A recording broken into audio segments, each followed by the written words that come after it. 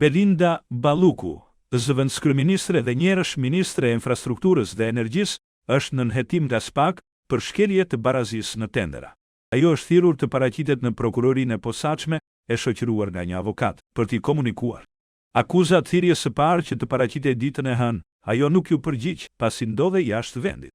Por për të ka një tjetër fletëthirrje që ta paraqitet ditën e premte në SPAK. Sot, Balluku është faqur në Durrës, ku ka prezantuar drejtorin e ri të portit të Durrësit, Liburn Aliun, ish-ministër i Kosovës në qeverinë Albin Kurtit. Ftesa për paraqitje mban firmën e prokurorit të posaçëm, Dritan Prençi, i cili ka kërkuar që zëvendëskryeministria të jetë asistuar nga një avokat. Një praktikë që nënkupton se ndaj saj mund të komunikohet zyrtarisht një akuzë penale. Kreu i SPAK, Altin Dumani, u pyet dje në kuvent lidhur me kallëzimet penale të depozituara ndaj zëvendëskryeministres dhe ministres së infrastrukturës dhe energjisë, Belinda Balluku. Prokurori Prençi dhe të gjithë prokurorët e posaçëm kanë patur dhe kanë gjithë mbështetjen dhe për krahën time si drejtuesi i prokurorisë së posaçme. Jam në komunikim të përhershëm me prokurorin, të deri në këtë çast nuk më ka paraqitur ndonjë shqetësim lidhur me kërcënime të mundshme ndaj tij për shkak të funksionit të tij. Deputetët e opozitës pyeten nëse SPAK po heton disa dosje që lidhen me Ballukun, përfshirë çështjet mbi shitblerjen e energjisë, projektet e rrugëve, parqet fotovoltaike, tunelin e llogaras si edhe termocentralet Tigri 1 dhe Tigri 3. Në përgjigjen e tij Dumani deklaroi se përsa kohë çështjet ndodhen në fazën e hetimit paraprak, nuk mund të jepen detaje apo informacione për ecurinë e tyre, por tha se inkurajon prokurorin Dritan Prençi. Në media është raportuar një presion i mundshëm nga nivelet të larta të ekzekutivit apo nga eksponent të krimit të organizuar ndaj prokurorit të posaçëm Dritan Prençi në lidhje me një çështje që përfshin zëvendëskryeministren Belinda Balluku. A ju ka informuar ju prokurori mbi këto presione dhe çfarë masash keni marrë? Dhe çfarë masash keni marrë ju si drejtuesi i SPAK? A e dini pse e them këtë? Sepse kam dëgjuar ta thotë zonja Balluku kudo ku shkel. Madje në fushat ndodhi edhe vota duke ofruar mbrojtje nga SPAK në emrin tuaj.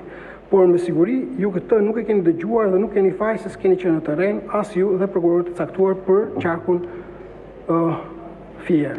Tani, lidhur me çështjen e hetim nuk kam për të dhënë asnjë koment. Prokurori Prençi dhe të gjithë prokurorët e posaçëm kanë patur dhe kanë gjithë mbështetjen dhe për krahën time si drejtuesi i prokurorisë së posaçme. Jam në komunikim të përhershëm me prokurorin, të deri në këtë çast nuk më ka paraqitur ndonjë shqetësim lidhur me kërcënime të mundshme ndaj tij për shkak të funksionit të tij. Zoti Prençi ka gjithë mbështetjen dhe solidaritetin tim në hetimin e çdo çështje që ai ka në ndjekje. Dhe ashtu si thash, jo vetëm zoti Prençi, por gjithë prokurorët e posaçëm të SPAK. Si drejtuesi i prokurorisë së posaçme, në edhe një rast të vetëm nuk kam qenë bllokues hetimesh. Përkundrazi, jam munduar të krijoj një ambient ku prokurorët të ndihen të lirë për të ushtruar ndjekjen penale, një ambient ku prokurorët janë përgjegjës për veprimet që kryen në hetime, por edhe gjatë përfaqësimit të çështjes në gjyq. Dhe patjetër të gjithë i kam mbështetur dhe do vazhdoj t'i mbështes deri ditën e fundit që do jem drejtuesi i prokurorisë së posaçme.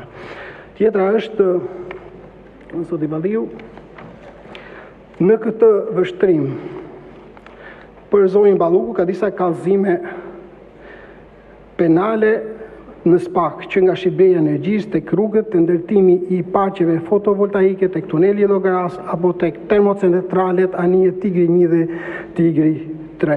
A janë në hetim këto çështje, sa kohë duhet për të jetuar, ku bëhet fjalë për miliona e miliona euro të shpërdoruar. Për shembull, ju vetë keni bërë një procedurë për ndërtimin e një parku fotovoltaik në godinën tuaj dhe e keni prokuruar me gjysmën e çmimit që e ka prokuruar zonja Balluku.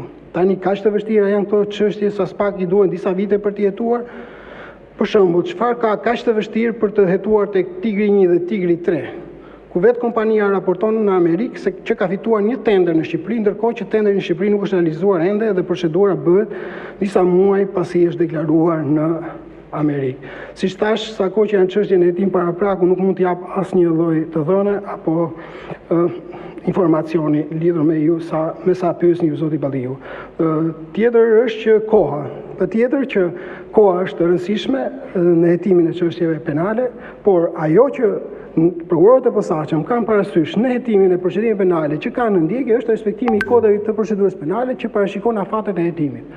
Afatet e hetimit janë parashikuar në dispozitat e kodit të procedurës penale, çdo prokuror duhet të respektojë ato afate proceduriale. Është i detyruar, nuk është kështu taksative.